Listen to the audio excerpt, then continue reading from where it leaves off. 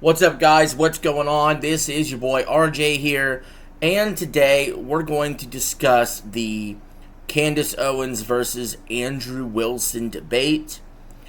I watched the whole thing. I thought it was a very intriguing conversation, and I'm going to weigh in my thoughts on it as well and who I think won. But first, if you're new to the channel, please subscribe. Sometimes we do cover politics and debates and whatnot, and this is a very interesting moment indeed. I believe Andrew Wilson paid $300,000 in order to get this debate to happen. Insane. This got a ton of views. This blew the EDP documentary out of the water and will be the most talked about thing on the internet for a few days, I'm sure. So this debate here between Candace Owens and Andrew Wilson was moderated by Patrick Bet-David. He's a conservative podcaster, and I think he did a pretty good job in the moderation. And it was over the 2025 assassination of TPUSA founder Charlie Kirk. Unless you've been living under a rock, you all know that last year Charlie Kirk was shot and killed in a rally he was doing. And the shooter, Tyler Robinson, was apprehended, and his trial is yet to commence. Andrew Wilson's position is that he argues there's overwhelming physical, digital, and testimonial evidence proving Tyler Robinson's guilt. He strictly defended the official state timeline and ballistics evidence, dismantling alternative explanations as unfounded. Dangerous conspiracy theories. He explicitly targeted Owens' past claims that international or domestic intelligence entities orchestrated the murder. And I gotta be honest, as soon as I saw Charlie Kirk's death, I really did immediately go to conspiracy theory. Okay? And that's just how my brain is wired, because we've seen the government just fuck us over so many times over and over again. However, I just was waiting for the other shoe to drop, and I never saw the other shoe drop. Ultimately, I do agree with Wilson's position that Tyler Robinson probably did it, and we don't have any evidence to the contrary. This is not like the JFK assassination, where there's a ton of evidence to the contrary, okay? I'm just saying, it's one of those situations where after it happened, I could see how people drew in the blanks to maybe consider, hey, this was all orchestrated, or that Charlie's wife was in on it, or it's Israel behind it. Because we do know, like, Israel was behind freaking Epstein and Mossad and all that, and it's not like there's a whole bunch of, like, circumstantial reasons this could be. But at the end of the day, I just don't buy that they did it. I mean, yeah, his death actually led to more anti-Israeli sentiments and anti-Iran war sentiments in the following year. I mean, for example, if they really wanted to, kill somebody that was a political protester, why isn't David Icke dead? Why isn't Alex Jones dead? Because that makes them martyrs. JFK had to go because he was literally the president getting ready to end the Federal Reserve. Now, Candace Owens' position. Owens aggressively challenged the official state narrative, arguing that Tyler Robinson was a patsy, framed by larger geopolitical forces. While she conceded during the debate that she lacked direct definitive proof tying Israel or specific government intelligence agencies to the killing, she maintained that the investigation was deeply flawed and riddled with cover-ups. She focused heavily on questioning digital forensics, investigative anomalies, and the motives of the political elite.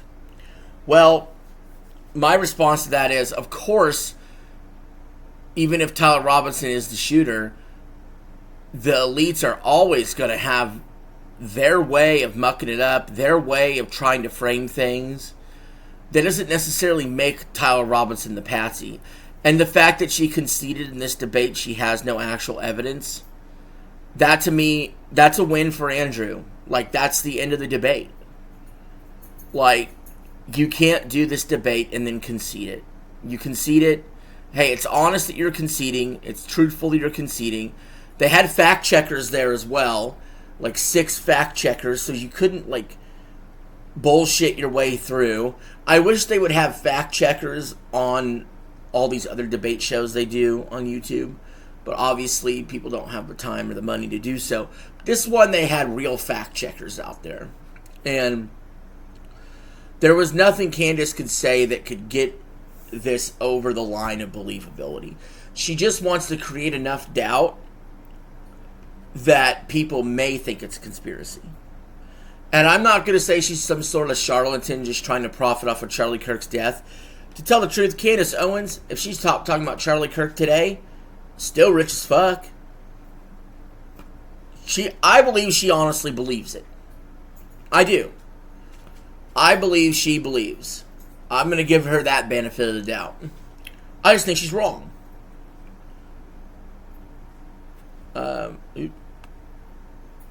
Let's see. The debate quickly devolved into personal attacks and crosstalk. Viewers noted that Owens repeatedly declared this isn't a debate, actively breaking away from traditional debating constraints to explore her theories, which frustrated Wilson's data-heavy approach. Yeah, that's annoying. That, to me, conceding means you lose the debate, if you're conceding on the main topic. And then also trying to act like this is not a debate, this is a discussion. The man sat there and paid $300,000 to have a debate with you, not a conversation. Okay? Huh. Wilson originally offered $300,000 for the debate, which Owens attempted to counter at $500,000 before ultimately settling back to $300,000. Owens publicly claimed Turning Point USA was covertly backing Wilson financially, a claim Wilson denied. Andrew Wilson makes a ton of money on his YouTube channel. He sets a donation goal of $5,000 every single night he streams, and he hits it. I don't know why Andrew Wilson makes so much fucking money. He's awesome. But he makes a ton of money in super chats. Like, he's probably... he puts Locale Live to shame. He puts a whole bunch of YouTubers to shame with the amount of money that he earns. You know? Just talking. So, pretty crazy, honestly. Owens leveraged the platform to bring fresh scrutiny into Turning Point USA's operations following Kirk's death, accusing the organization of fundraising off of Charlie's blood and interacting suspiciously with mainstream journalists. Again, I feel like all of that could be true. If the debate is, hey, I don't like the direction TPUSA is going, I am more on board with what Candace Owens is saying. However, if people do start to believe what Candace Owens is saying, especially if one of those people happen to be on the jury, that could make Tyler Robinson walk, right? Or something, right? I don't know. Did he plead? Has he even pleaded yet? I don't even know.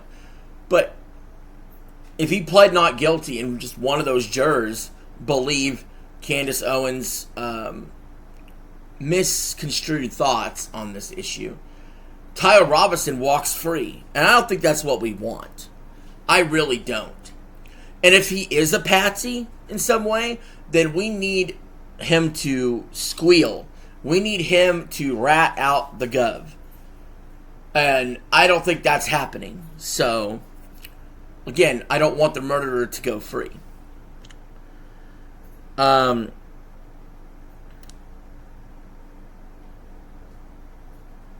Public perception of the debate remains starkly polarized along factional lines. Owens' base praised her aggressive performance, arguing she turned the tables by questioning Wilson's command of specific court changes and exposing what they view as blind faith in state enforcement. I mean, maybe.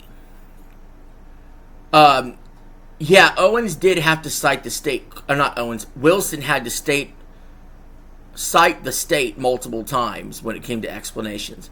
But again, if we're not going to, I'm not saying trust the state, But if we can't trust anybody in the state whatsoever, even down to a local coroner or local authorities, we truly are in such deep shit. Debates like this don't even matter, and we should immediately have revolution in this country. And that also means like 10% of this country's lying to us totally, right? Every law enforcement officer, every public servant is somehow lying to us in a cabal. Wilson supporters argued that Wilson brought concrete, verifiable evidence and receipts, while Owens offered speculative true crime narratives that could not be independently cross-examined. Many viewers expressed frustration with Patrick Bet-David's loose moderation, leaving the audience largely divided and confused by the end of the broadcast. I liked Patrick Bet-David's moderation. Just let the guys talk. Let them two talk it out. I like light moderation in a debate. I really do. I think it creates some of the most interesting moments, too. Yeah, sometimes you got to jump in there and make sure they're just not talking over each other. But I won't criticize them for that. And let's see what else we got. Anyway, I'm going to bring this to a conclusion. End of the day, Wilson wins another debate. And I will say this. He is the only person I know of that I've seen a minimum of 5 debates for. In my entire life, that he's undefeated. Undefeated in the debate sphere. Even when I was an atheist, I was like when Andrew Wilson was facing Papa Gut in a debate, he cooked him. He cooked Matt Dillahunty years before I turned back to Christianity, and I even knew it then. I said, you got cooked. Cooked, bro.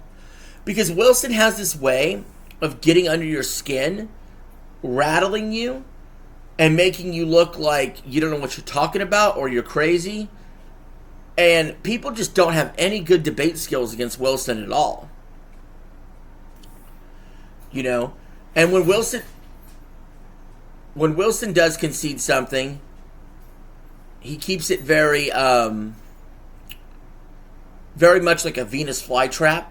Like, I'll concede this, I'll grant you this point, and then you go to drive that point home, and he completely felts you from another angle. And now you cannot walk that back without looking like a liar. It's a genius tactic. And he doesn't get enough credit, I think, in the debate sphere. He really should. Anyway, guys, that's going to be it for this video. Thank you for watching. This is RJ out. Have a good one.